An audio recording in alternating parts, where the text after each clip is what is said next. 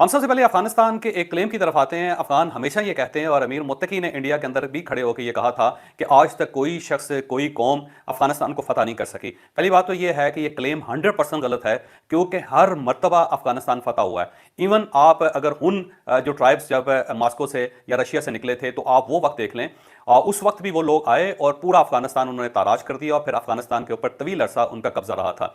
फिर उसके बाद चंगेज़ खान का दौर देख लें। चंगेज़ खान आया, उसने अफगानिस्तान की ईंट से ईंट बाकायदा उखाड़ के रख दी, तोड़ के रख दी। ईंट से ईंट बजाना जिसको मुहावरा कहते हैं वो उसने किया। और उसके बाद वो दौर भी जो था वो भी बड़ा खौफनाक था और आज भी अफगान लोक कहानियां जो उसके अंदर उस दौर का जिक्र किया जाता है। उसके बाद तैमूर आया। तैमूर के दौर में भी अफगानिस्तान फतह हुआ और बड़े खौफनाक तरीके से फतह हुआ। फिर बल्कि जो उज़्बेक थे बहुत अरसा तक वो काबिज रहे इस पूरे रीजन के अंदर। फिर ईरानी आए और ईरानियों ने बार बार पूरे अफगानिस्तान के ऊपर कब्जा किया और अफगानिस्तान के ऊपर उन्होंने अपनी हुकूमत की। बल्कि बहुत सारे ऐसे शहर आज भी अफगानिस्तान के अंदर हैं जो ईरानी समझे जाते हैं या पर्शियन समझे जाते हैं और वहां पे बाकायदा फारसी बोली जाती है। और अगर आप उनका डीएनए टेस्ट करें तो वहां पे जो 95% डीएनए वो ईरानी आपको मिलेगा। फिर इसके साथ साथ ताजिक थे, उन्होंने कई मरतबा अफगानिस्तान के ऊपर कब्जा किया और आज भी उस कब्जे के निशान जो हैं वो अफगानिस्तान के अंदर आपको मिलते हैं। फिर सिर्फ ये नहीं है, बल्कि इंडिया की तरफ से भी बहुत मरतबा ऐसा हुआ कि यहां से भी लोग गए और वहां पे काबूज हुए। बल्कि आप शायद सुन के हैरान होंगे कि एक बादशाह था जो सियालकोट का बादशाह था। ये जो सियालकोट शहर है ये भी एक पूरी रियासत होती थी और उसने भी ना सिर्फ काबुल के ऊपर हमला किया बल्कि उसने काबुल के ऊपर कब्जा भी कर लिया और बहुत अरसे तक वो वहां पे रहा। इससे भी जरा पीछे चले जाएं तो अशोक आजम के दौर में आधा अफगानिस्तान जो था वो अशोक की सल्तनत का हिस्सा था, यानी हिंदुस्तान का बादशाह था जिसने पूरे अफगानिस्तान के अंदर या फिर आधे से ज्यादा अफगानिस्तान के ऊपर कब्जा किया रखा। क्योंकि बाकी जो अफगानिस्तान था वो उस जमाने में या उज्बेकिस्तान का हिस्सा था या फिर ईरान का हिस्सा था या फिर वो ताजिकिस्तान का हिस्सा होता था। तो जो उस वक्त का नॉन अफगानिस्तान था या नॉन अफगानिस्तान जो सूबे थे वो अशोक आजम के पास रहे। और वहां पे बल्कि बामियान में उसने महात्मा बुद्ध का बहुत बड़ा एक मुजस्मा भी तामीर करवाया था, बनवाया था, जो दुनिया में सबसे बड़ा मुजस्मा था महात्मा बुद्ध का। तो एक वक्त था कि आधे से ज्यादा अफगानिस्तान जो था वो बुद्ध मत था और वहां पे बाकायदा सल्तनत कायम थी बुद्धों की। फिर इसके साथ साथ आप सिखों का दौर देख लें। सिखों ने अफगानिस्तान के ऊपर कब्जा कर लिया था और वहां पे बहुत अरसा सिख गवर्नमेंट रही। बल्कि सिखों के बारे में कहते हैं कि वो पंजाब की वाहिद फोर्स थी जो बड़ा तवील अरसा तक अफगानिस्तान के ऊपर काबिज रही। फिर उसके बाद ब्रिटिशर आए और ब्रिटिशर ने भी ना सिर्फ वहां पे हमला किया बल्कि वो बड़ा अरसा तक काबिज रहे। इसमें कोई शक नहीं है कि बड़ी जल्दी वहां से वो निकल गए थे, लेकिन काबिज वो बहरहाल रहे थे। फतह उन्होंने अफगानिस्तान को किया था। फिर उसके बाद आप रशिया को देख लें। रशिया कितना अरसा अफगानिस्तान के अंदर रहा। वहां अफगानिस्तान के अंदर जो रूस था, रशिया था, उसका बाकायदा वहां पे प्रेसिडेंट भी रहा और वहां पे मॉस्को नवाज गवर्नमेंट रही। कितना अरसा रही वो आपके सामने है। फिर उसके बाद अमेरिकन आए, दो बार अमेरिकन आए, दोनों बार तो अमेरिकन का वहां पे इन्फ्लुएंस रहा। पाकिस्तान ने रशिया के खिलाफ सोवियत यूनियन के खिलाफ जंग लड़ी थी, अफगानों की मदद की थी। उस वक्त भी जो अफगानिस्तान के बहुत सारे इलाके थे जो वहां पे अमली तौर पे वहां पे अमेरिकन का कब्जा था, क्योंकि वहां से रकम आती थी, वहीं से असला आता था और वो डिस्ट्रीब्यूट किया जाता था। और बल्कि बहुत सारे ऐसे अफगान थे जिनको अमेरिकन पासपोर्ट तक जारी किए गए थे उस जमाने में, या फिर गल्फ स्टेट्स के पासपोर्ट उनको दिए गए थे। फिर इसके बाद दोबारा अमेरिका वहां पे आया। 20 साल 25 साल दोबारा वो वहां पे काबिज रहा और वहां पे उसकी गवर्नमेंट रही बाकायदा। वहां पे उनके अड्डे रहे, वहां पे उनकी फौज रही। तो ये अगर कहा जाए कि जी अफगानिस्तान के ऊपर कभी कब्जा नहीं हुआ तो ये गलतफहमी। हाँ, इसमें कोई शक नहीं है कि कोई हुक्मरान वहां पे टिका नहीं है। उसकी वजह यह है कि अफगानिस्तान की सरजमीन इस टाइप की है, वहां पे ना कोई इंडस्ट्री है, ना वहां पे कोई पोर्ट है, ना वहां पे रेलवे का सिस्टम है, ना वहां पे एग्रीकल्चर लैंड है, ना ही लोगों के अंदर इतनी एजुकेशन है, सेंस भी बड़ी कम है कि वो कोई अपने आप को डेवलप करना चाहें। तो जब इतना बैरन इलाका होगा तो जाहिर है ज्यादा अरसे तक कोई भी कौम वहां पे टिक नहीं सकेगी। तो इसमें कोई शक नहीं कि वहां पे टिका कोई नहीं है। और उसकी बुनियादी वजह अफगानों की सूरत हाल है, या अफगानों का माइंड सेट है कि वो ना किसी का एहसान को एहसान समझते हैं और ना ही किसी की मदद को मदद समझते हैं, बल्कि वो अपना हक समझते हैं कि जो भी आएगा उसके ऊपर फर्ज है कि वो इनकी मदद करे और इनकी मुसलसल मदद करता रहे। तो ये सूरत है जिसकी वजह से ज़ाहिर ब्रिटिश भी चले गए, रशियन भी चले गए, अमेरिकन भी चले गए और पाकिस्तान ने कई मरतबा अफगानिस्तान की मदद करके फिर पाकिस्तान भी पीछे हटा। ये कुछ हकीकतें हैं जिनका इदराक ज़ाहिर है जब तक आप हिस्ट्री नहीं पढ़ेंगे आपको नहीं हो सकेगा। तो अमीर मुत्तकी साहब का ये दावा कि जी कभी किसी ने उसे फतह नहीं किया, ये सरासर गलत है, क्योंकि उसे हर कौम ने इसको फतह किया था और इसको रौंद के वो इंडिया में आए थे और इंडिया से इसको रौंद के वो सेंट्रल एशिया में वापस गए थे। तो ये एक हकीकत है। मेरा ख्याल ये है कि अफगानों को इस हिस्ट्री को भी जरूर पढ़ना चाहिए।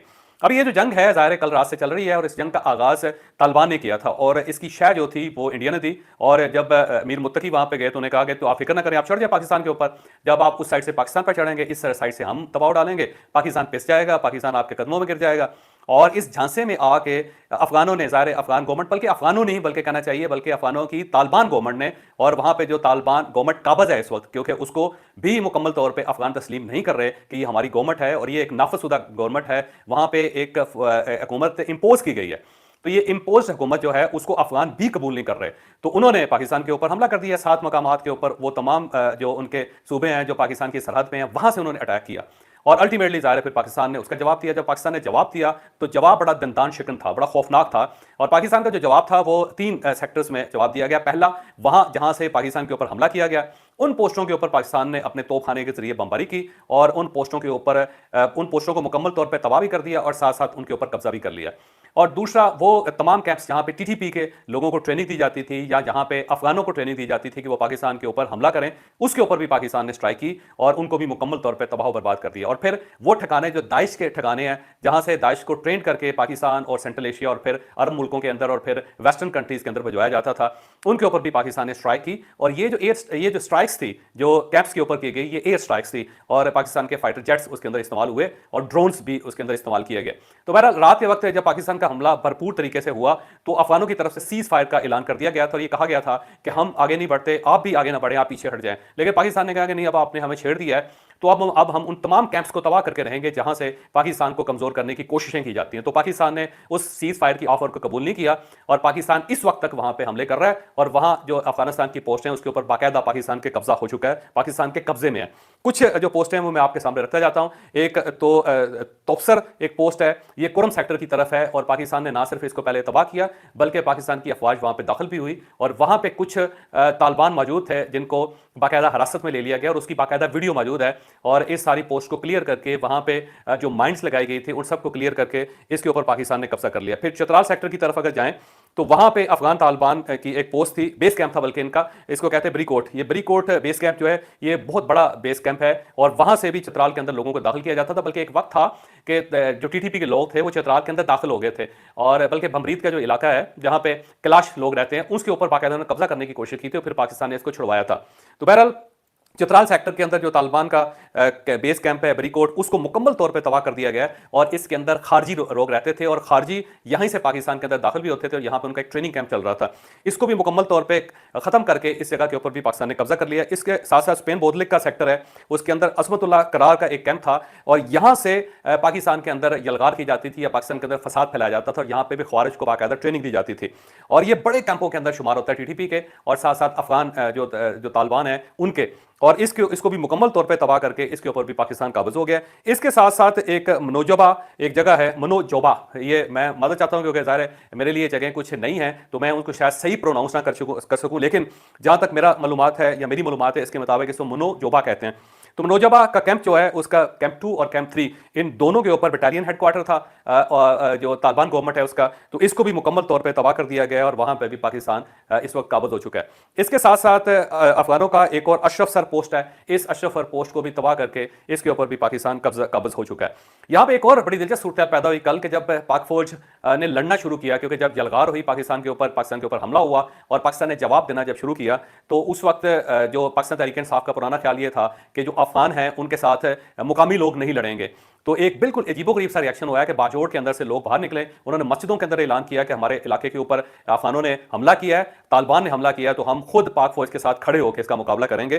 तो जो बाजोड़ के लोग थे वो हथियार लेके पाक फौज के पास चले गए, उन्होंने कहा जी हम आपके साथ खड़े हैं, आप बताएं कि हमने कहां कहां से अफगानिस्तान के अंदर दाखिल होना है। ये एक बड़ी मूविंग किस्म की सूरत थी। पाक फौज के अपने जवान बड़े खुश हुए, वहां पे पाकिस्तान जिंदाबाद के नारे लगे और दूसरी साइड से भी जो मुकामी लोग थे उन्होंने भी कंधे से कंधा जोड़ा पाकिस्तानी फौज के साथ, उन्होंने कहा कि हम सब एक दूसरे के भाई हैं, हम सब एक दूसरे के लिए जान देंगे। उसके साथ ही बलूचिस्तान के अंदर भी ये सूरत पैदा हुई। आज सुबह वहां पे बराबचा एक इलाका है, फिर दालबद्दीन का इलाका है, वहां पे जो गयूर कबायली हैं, बलोच कबायली हैं, वो भी पाक फौज के साथ खड़े हो गए। उन्होंने कहा जी हम पाकिस्तान की हिफाजत करेंगे, ये हमारे बच्चों को मारना चाहते हैं, हमारे मुल्क का जो अमन है उसको खराब करना चाहते हैं, तो हम किसी को इस चीज की इजाजत नहीं देंगे। तो वो भी पाक फौज के साथ खड़े हो गए। इसके साथ साथ सवात, जिसके बारे में कभी ये कहा जाता था कि नहीं जी यहाँ पे तालिबानाइजेशन बहुत ज्यादा है, ये जब भी पाकिस्तान के ऊपर बुरा वक्त आया तो ये तालिबान के साथ खड़े हो जाएंगे, वहां से भी लोग निकले और उन्होंने पाक फौज जिंदाबाद के नारे लगाए और पाक फौज के साथ खड़ा होने का ऐलान कर दिया। तो ये एक बड़ी दिलचस्प किस्म की सूरत पैदा हुई है पाकिस्तान में कि वो लोग जिनके बारे में पाकिस्तान तहरीक इंसाफ का ख्याल था, वो लोग जिनके बारे में इंडिया का यह ख्याल था, वो लोग जिनके बारे में तालिबान का यह ख्याल था कि हमारे लोग हैं,